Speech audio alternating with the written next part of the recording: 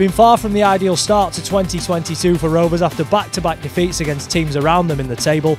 The next test this weekend is one against a Wigan Athletic team fighting at the opposite end of the table.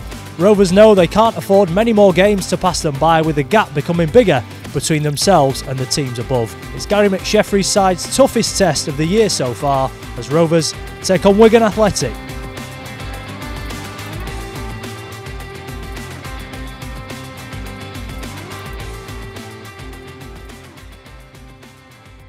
Hello, it's good to have you with us. Welcome back for the latest edition of the Inside Rovers pre-match show. Looking ahead to this weekend's game against Wigan Athletic. Joining me for this one, editor of the Doncaster Free Press, Liam Oden, and Rovers defender, Brandon Horton. Brandon, a couple of games into the new year, how are you feeling?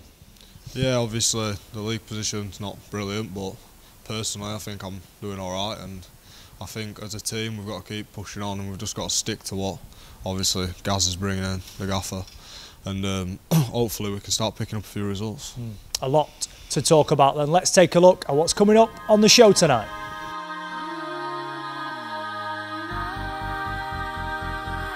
Gary McSheffrey previews going up against one of the league's pace setters. New signing Kieran Agard discusses his move to Rovers. I always feel I'm going to get a chance, and once that chance comes along, it's just about being calm and hopefully, I can score some goals. Chief Operating Officer Sean Lockwood gives us the inside story to the shirt Rovers will wear on Saturday. And we look ahead to a visit from Wigan.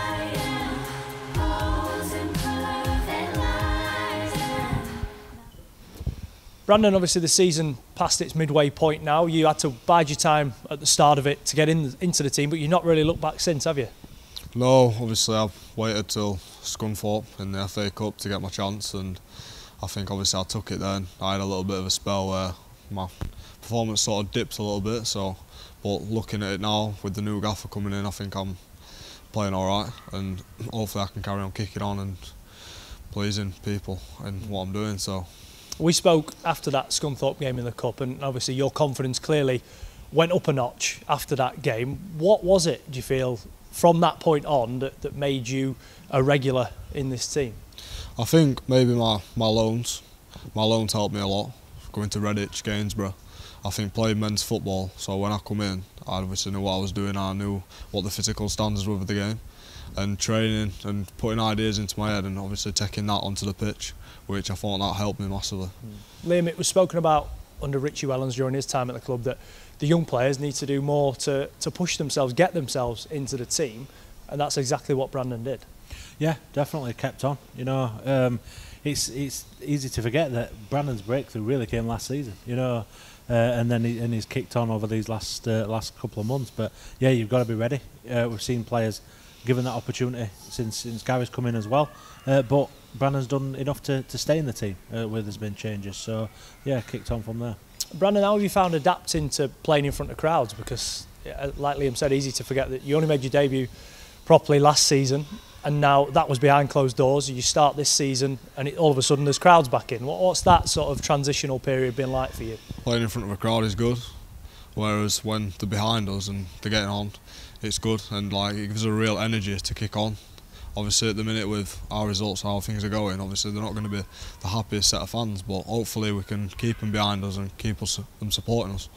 Often when a team's not doing so well, fans will question, do the players care enough? Is there enough commitment in there? But the fact there's you and so many other young lads who've come through the system, played together before, there could be no doubt in the commitment in the team, can there? Yeah, obviously the fans are going to have a big say in what's going off at the minute, but I think for all the young lads, me, Larac, Ben, Ravs, I think everyone coming in, we're all trying 100% effort, and that's just what we're going in to do. Like, the results aren't going our way, no, but I think the effort's definitely there, and all the young lads in ourselves are putting the effort in training, in games, and trying to get results.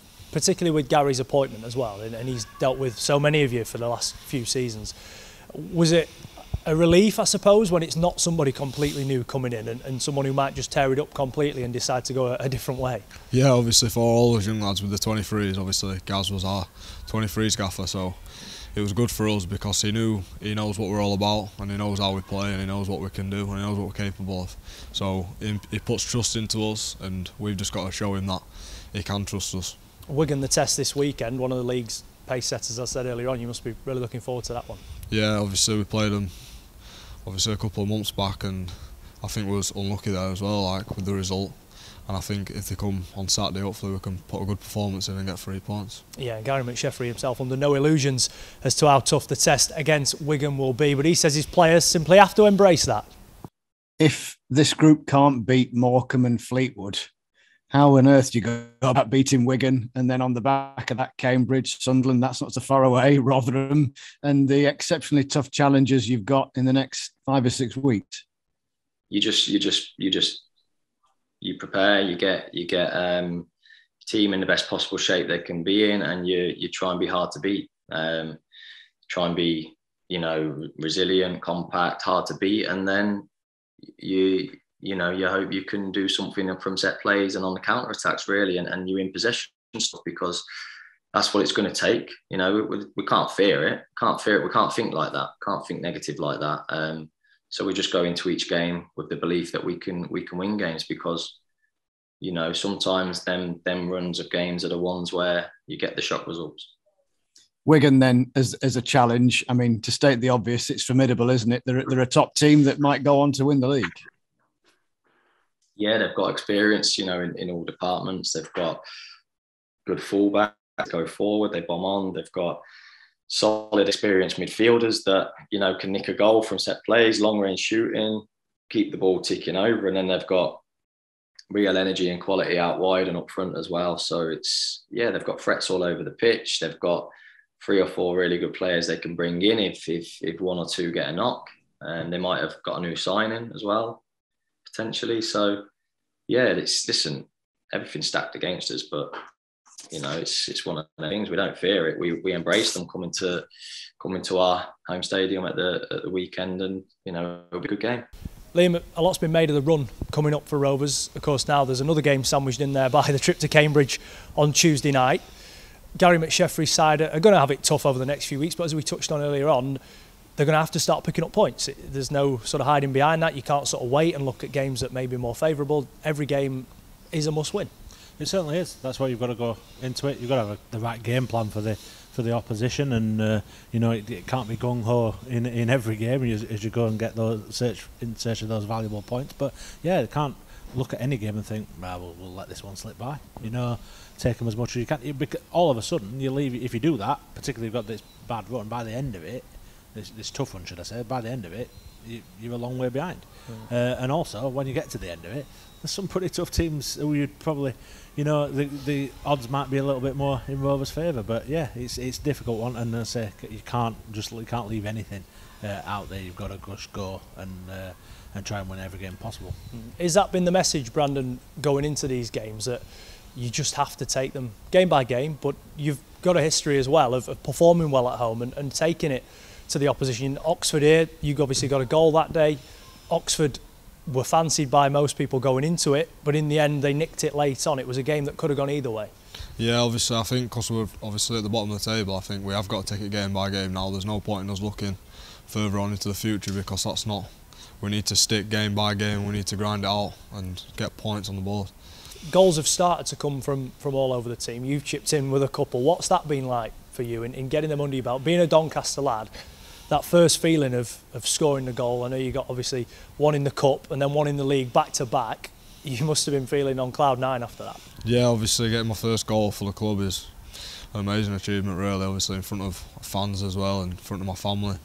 It's good and it feels good, and hopefully I can kick on and carry on scoring goals and getting assists as I have been doing. So, is that the most important thing? People chipping in, whether it's goals, whether it's assists, goal line clearances, just doing everything you can for the cause. Once you come off that pitch, if you've won, lost or drawn, you know that you couldn't have given anything else. Yeah, and just like I said, that's exactly it. Obviously we talk about in training the non-negotiables, the running, the hard tackling, the hard work, and everything around that. Obviously our passing, we're not a bad team, we've got a lot of good technical players, so the passing and the stuff like that comes with that. But obviously we need to do the other side, the basics well, to pick up the points. So. Yeah, there will be a new face in the Rovers squad this weekend after the addition of striker Kieran Agard in midweek. The former Rotherham man says he can't wait to hit the ground running. You've been down south with Plymouth, got a few games under your belt there. Why was now, obviously coming to the end of that contract, why were Rovers the right club for you at this time? I just feel that's obviously the way it's going, you know, and obviously we're at that side of the table, but the ambition is to get at that zone, and I'm confident that we can do that. You know, I've seen the squad and the coaching staff. You know, we're all going to pull together, and hopefully it'll be a good time.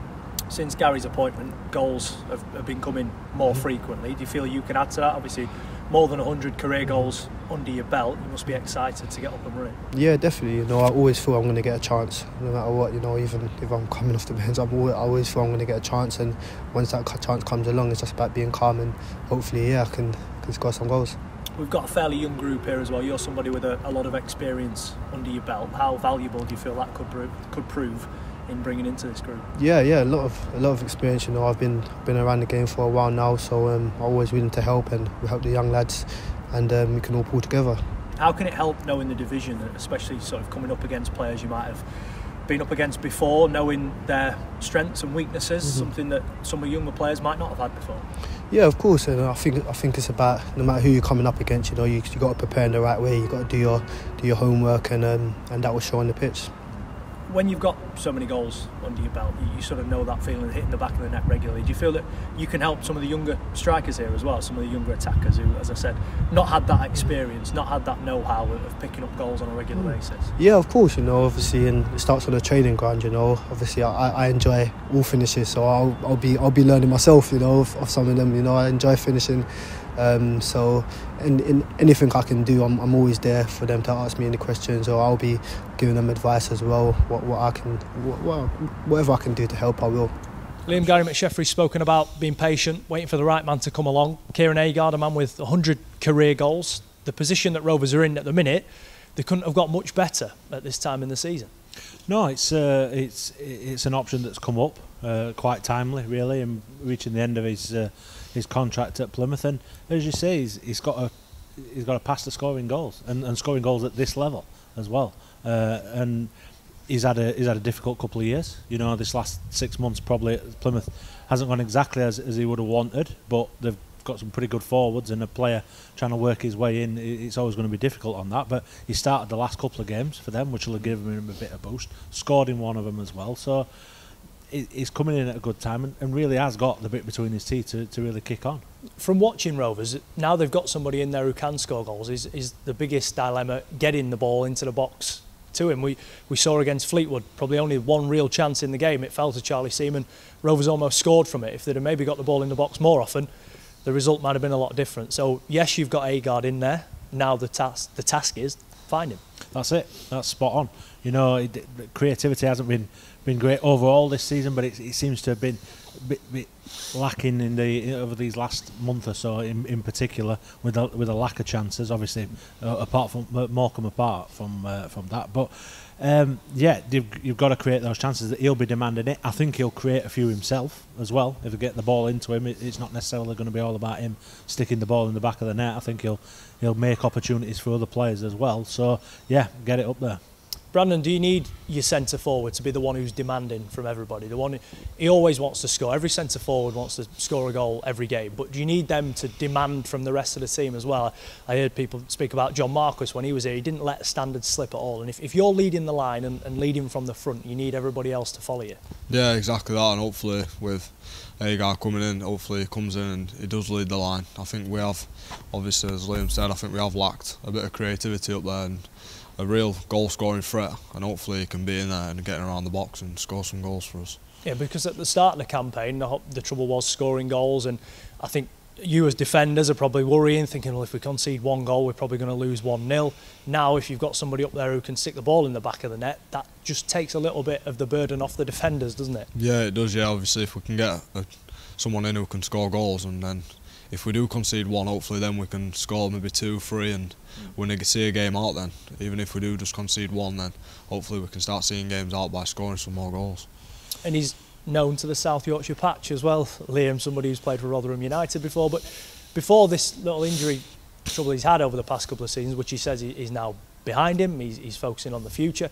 Rotherham, MK Dons, Bristol City. His goal scoring record is pretty good. Yeah, he certainly found the magic touch when he were at Rotherham. I think when he left MK Dons, he was their third highest scorer in their history. Obviously it's a short history, but you know they've had some pretty decent players down there over in their lifespan. So we know he can get on a streak. He's had a few injury problems, but if he can get a run of games, you know he's not coming in and needing to catch up necessarily, which is great news. You know, because some of the options might not have been playing that they've got up there. But yep, he can come in, hopefully hit the ground running as we've said, and find a bit of that magic that he had in the past. The fact he's 32 as well, Brandon, he's been there, seen it and done it in the game. Can he help sort of drag the younger lads along with him as well? Yeah, hopefully he can come in and he can help us young lads into what he buys into, and hopefully he can help the young strikers that we've got there, the young midfielders, and hopefully he can start scoring us some goals and helping people score goals as well. Yeah, Rovers will have a slightly different look to them this weekend as they sport the brand new Calm third shirt, which of course is an annual occasion for the football club. Here's Chief Operating Officer Sean Lockwood explaining the message behind it. Well, for those who haven't seen it, the shirt is completely blacked out. Even the sponsorship, which is LNER have kindly donated to Calm once again, is blacked out. You have to kind of look twice to see that sponsorship, and its mental health struggles aren't always visible. We've obviously come out of a couple of lockdowns over the past couple of years, and you never really know how people are struggling. And it's just to kind of raise that awareness that, you know, some people might look all right on the outside, but they might not be. So can we ask the question? Can we check on people and just do that little bit more to make sure everybody is feeling okay?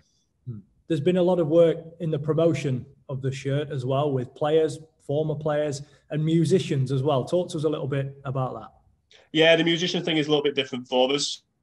We've worked with musicians from DN1 Live, so Ross and Richard from Bang Bang Romeo, David Bow Ransby, Dawn Jeeves and Charlotte Hannah, all of which will be at the game on Saturday.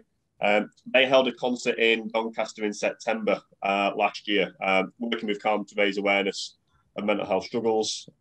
That came after a local guitarist, James Miller, took his own life during the first lockdown. James was the grandson of a former Rovers player, Dave Miller, or Dusty Miller, as some might know him, and Sean was a bandmate of James as well. So it's kind of musicians and former footballers and the club all coming together to promote a really good message, and one that hopefully, you know, people pay attention to and it raises awareness. Hopefully, if it helps one person, then it's a positive. And it's a blacked out kit, but it's something I know in recent years we've had the shirt designed by a school child, and it's bright and different colours and grabs your attention in that way. But in a different kind of way, a blacked out shirt also grabs your attention because you're keen to find out what the message is behind it. I think what we're trying to do more than anything else with the third kit is just make it unique, whether that's the process that goes behind the design. So the shirt you were talking about a few years ago was with school children throughout Doncaster and looking at child mental health struggles.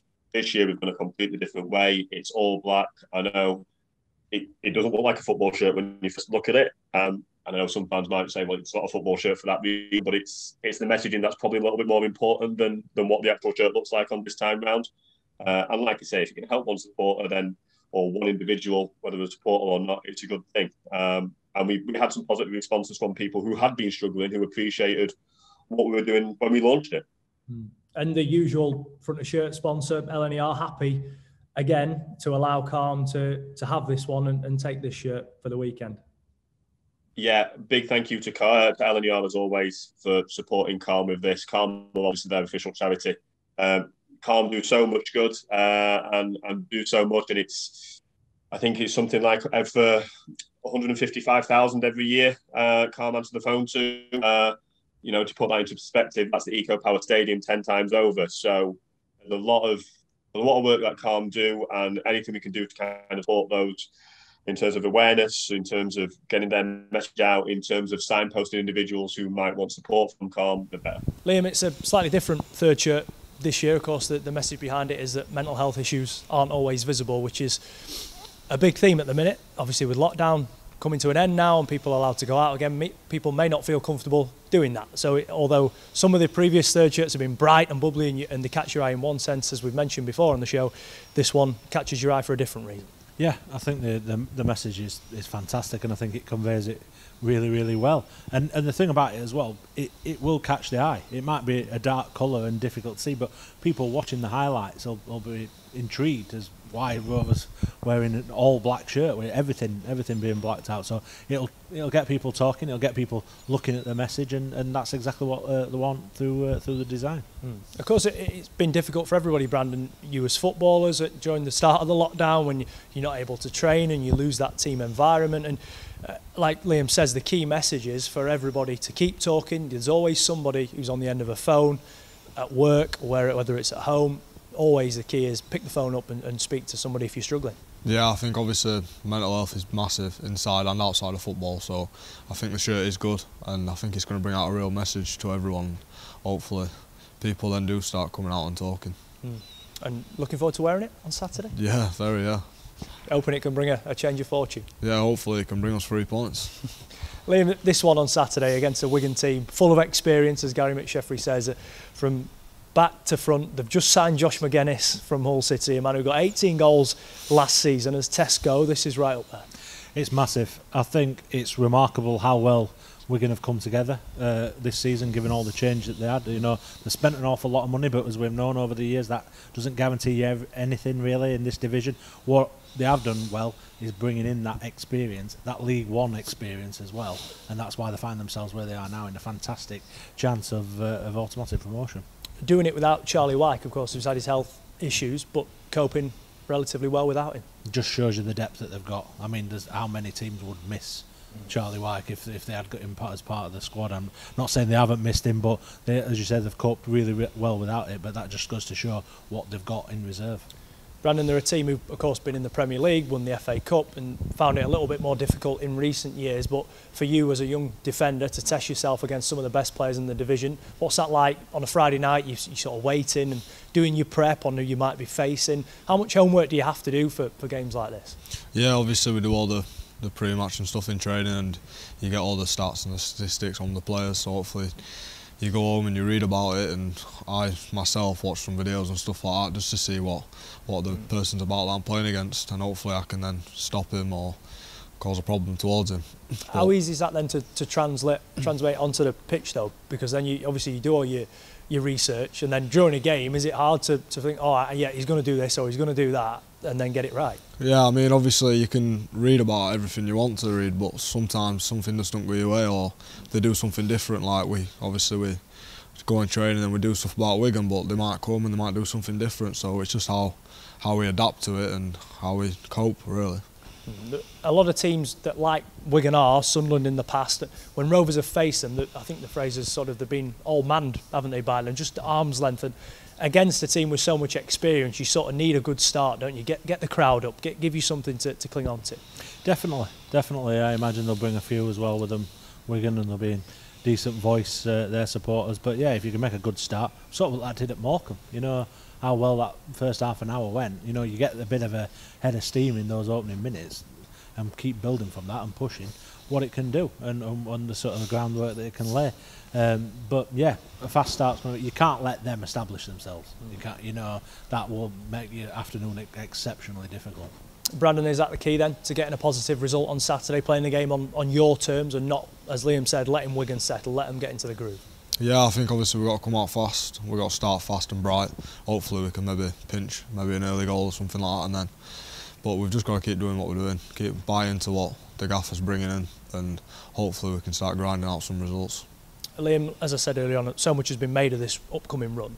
What would a result on Saturday do for sort of morale amongst the group, do you feel? Absolutely massive. It'd be huge. You know, even a point, you know, in the grand scheme of things, a point, you know, Rovers need 3, but a point against a team of that quality would be huge. There's that psychological boost and take you forward. You know, then you're not going into the next one fearing anything. You know, you've come up against one of the best in the division and you've got something out of it. It'd be massive.